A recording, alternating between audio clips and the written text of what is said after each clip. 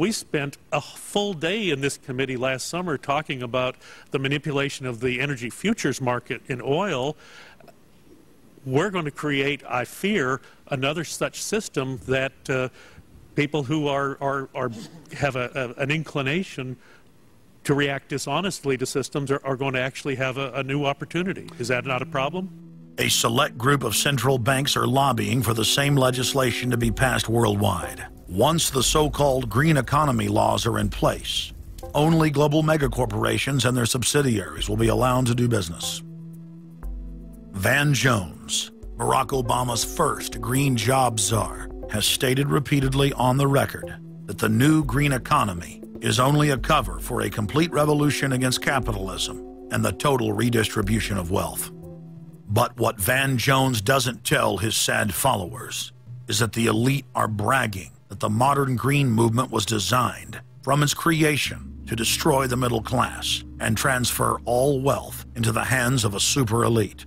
They're not doing this to uplift the poor. No, the goal is to enslave the planet and usher in a new dark age.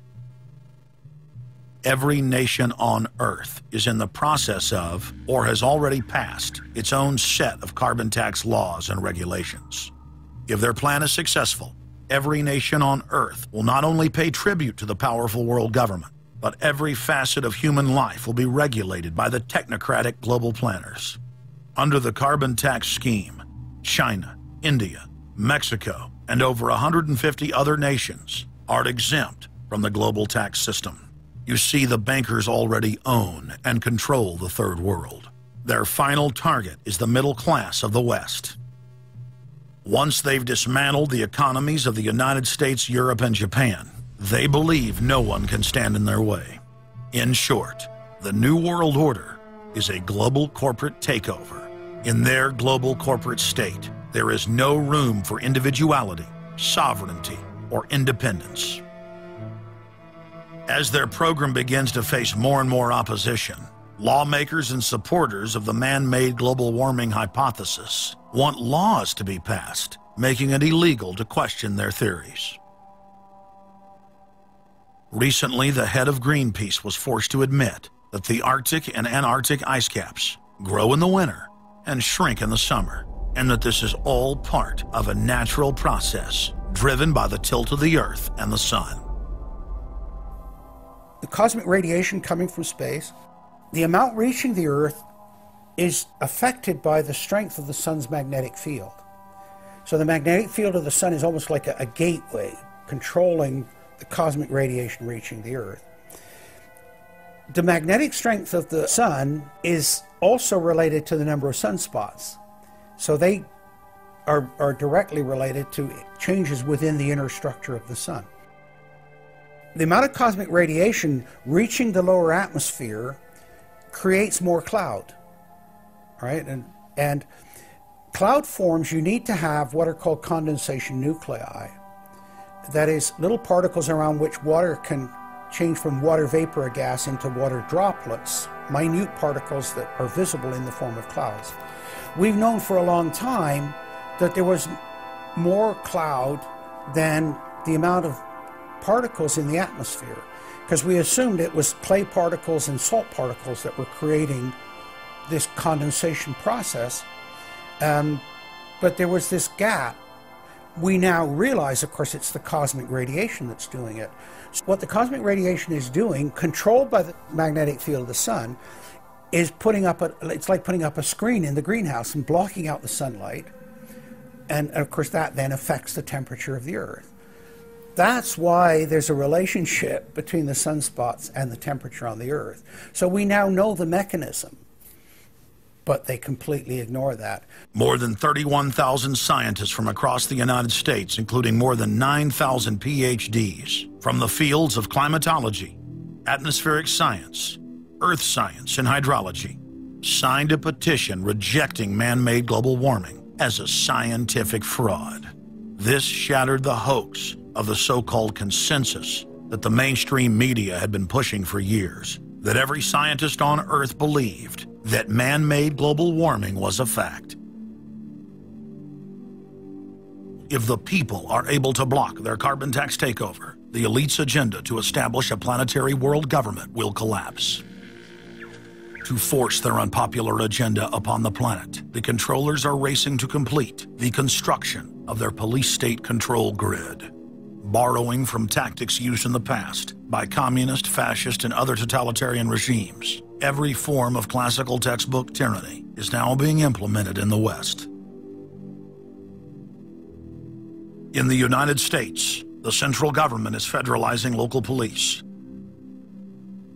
State and local officers are in a great position to collect important information on terrorists and their allies. And the Terrorist Screening Center stands ready to help you. This video, produced by Homeland Security, is required viewing for all departments in the U.S. And with the teamwork of local, state, and federal law enforcement, we have an excellent opportunity to see the picture and solve the puzzle before these terrorists can strike again. State, county, and city police now take their marching orders directly from DHS and FEMA. The videos and training manuals turn peace officers, once guardians of the Republic, into secret police. See way down there? There's a woman taking photos of the dam. Someone called 911 and reported a suspicious person. As you guessed, she's going to be a Category 3 hit.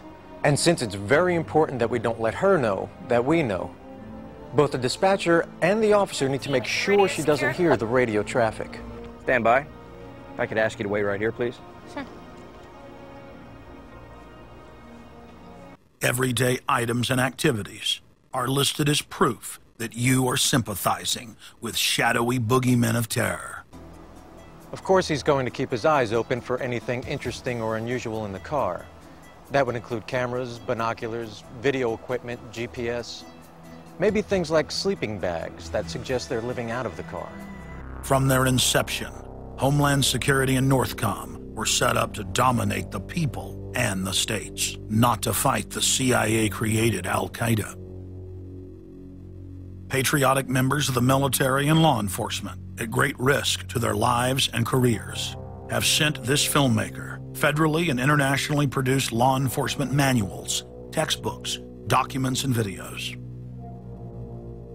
The MIAC report, distributed to Missouri law enforcement, lists gun owners, libertarians, constitutionalists as potential terrorists. The federally written document went on to list Ron Paul, Bob Barr, and American flag bumper stickers as dangerous paraphernalia linked to white supremacists.